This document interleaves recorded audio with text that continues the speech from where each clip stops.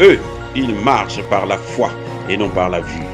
Mais moi, je vous conseille vivement de marcher par la connaissance scientifique et historique, notamment celle de nos ancêtres kémites, par les cinq sens et par l'intelligence. À vous, à Pierre.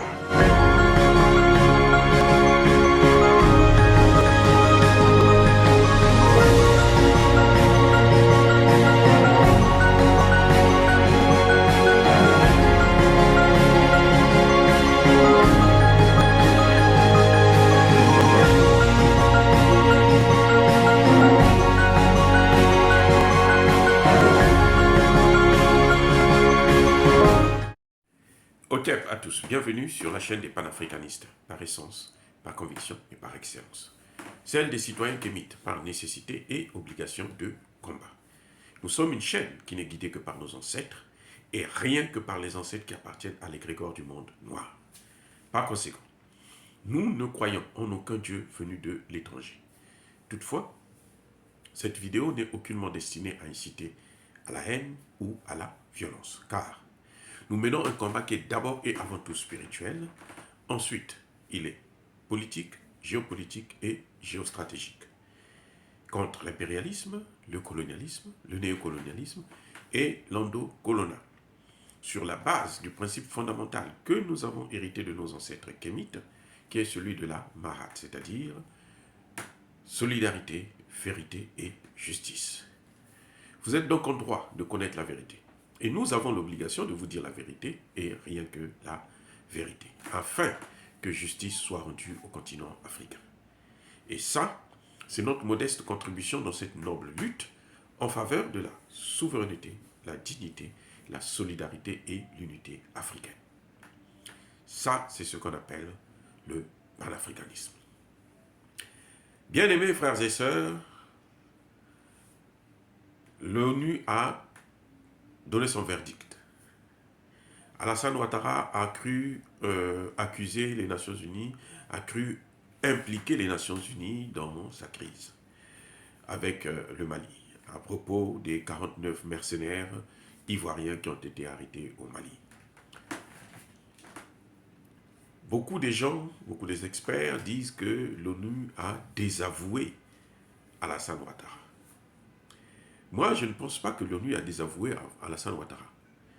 C'est plus grave, parce que désavouer, c'est dire que non, bon, écoutez, c'est lui qui a fait, c'est pas nous, on ne connaît rien, donc vous pouvez faire de lui ce que vous voulez, ça ne nous regarde pas.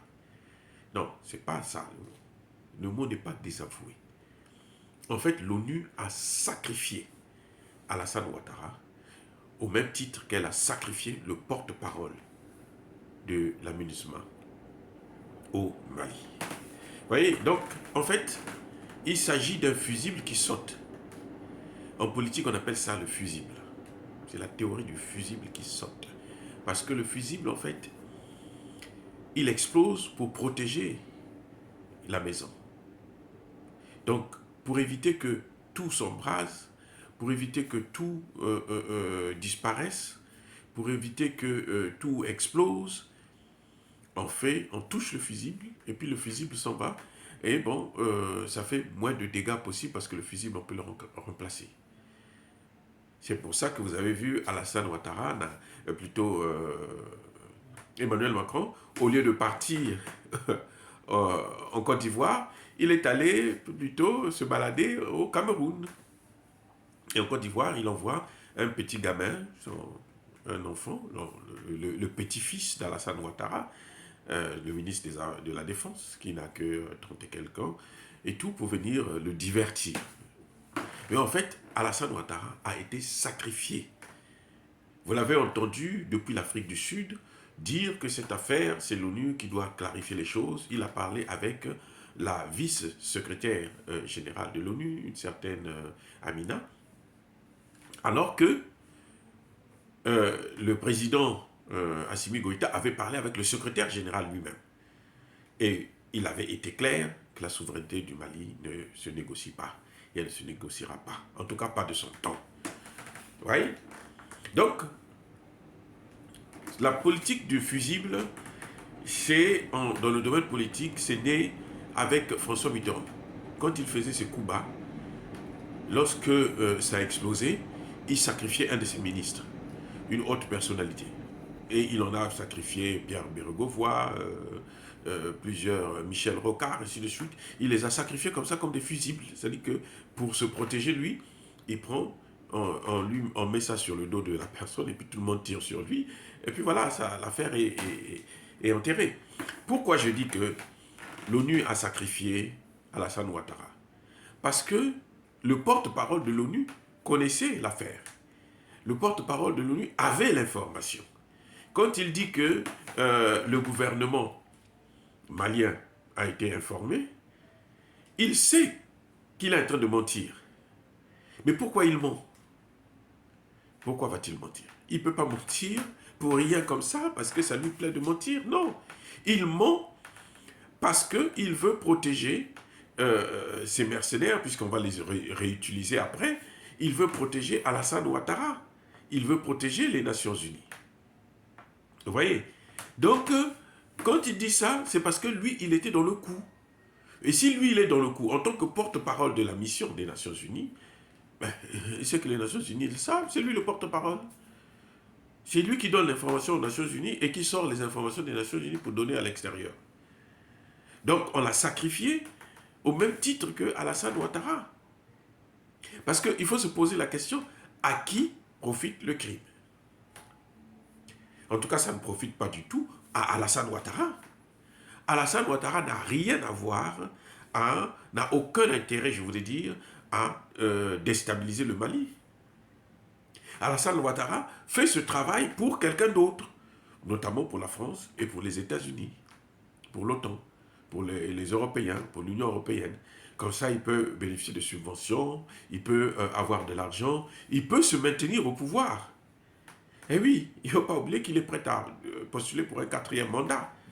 Donc, il ne peut pas le faire s'il n'a pas le soutien des Occidentaux, parce que les Ivoiriens ne vont pas tolérer ça. Donc, la seule chose qui peut l'aider à aller de l'avant, à atteindre ses objectifs, c'est d'avoir l'aval de la France, d'avoir l'aval de l'OTAN, d'avoir l'aval de l'Union européenne. Donc, il est obligé de travailler. Donc, ce crime commis par Alassane Ouattara, en envoyant des soldats, des militaires ivoiriens comme mercenaires au Mali, ce n'est pas pour l'intérêt de la Côte d'Ivoire, non. La Côte d'Ivoire ne gagne rien du tout. C'est pour l'intérêt à la fois de la France, des pays occidentaux et de l'ONU qui travaillent pour ces puissances-là. Parce que l'ONU, pourquoi l'ONU est au Mali?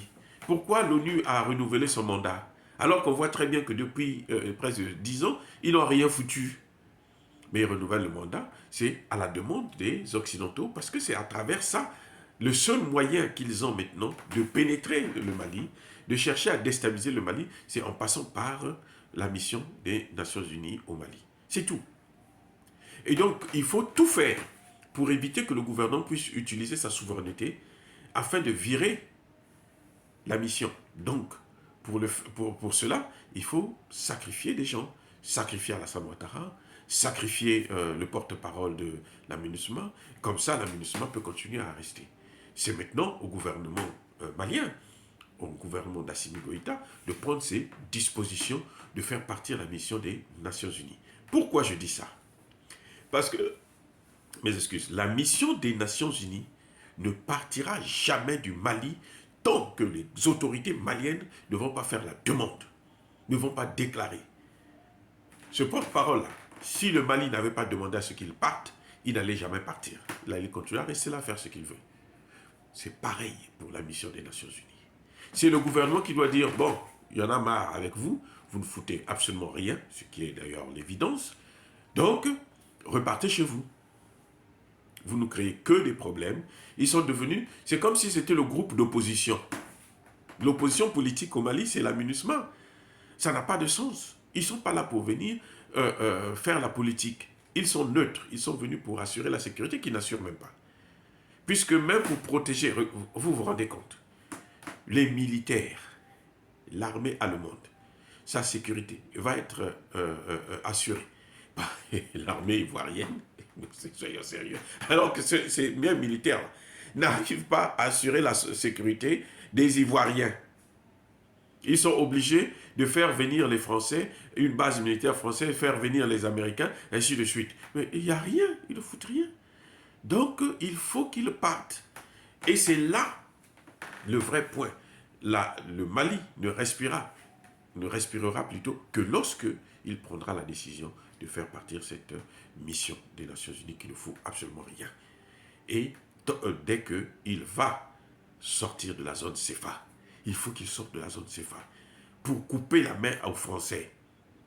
Parce que les Français, ils ne vivent que de l'argent qui vient du CFA là. Si on fait un audit des moyens que nous avons dans nos comptes d'opération là, vous allez voir que ce n'est pas nous qui devons à la France de l'argent, ou à la communauté internationale. C'est la France qui nous doit de l'argent, et cet argent-là peut nous aider, nous permettre de payer toute notre dette, l'ensemble de nos dettes. C'est pour ça que vous voyez que la France ne veut même pas entendre parler de ça. Mais on sait, nous avons l'espoir que ça va aller de l'avant. La France finira par tomber, car tout empire finit par périr. Donc voilà, Alassane Ouattara n'a pas été désavoué, mais il a été sacrifié. Il a été sacrifié au profit pour sauver la maison ONU. Dire cela, c'est inciter à la haine ou à la violence? Non. Nous sommes une force tranquille. Ya Bakolerve, Ya Malembe. Soyez bénis par le Dieu des Kémites. J'ai dit et j'assume.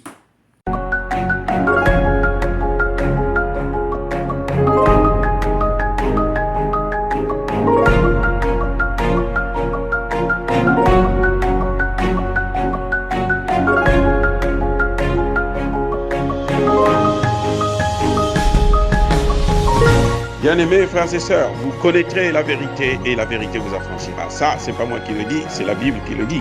Mais moi, je vous dis mieux. Vous connaîtrez la vérité historique, notamment celle de vos ancêtres kémites, et vous aurez une vision globale de ce que c'est que la vraie souveraineté politique. J'ajoute, vous reviendrez à la spiritualité africaine ancestrale et vous comprendrez les enjeux de l'indépendance économique.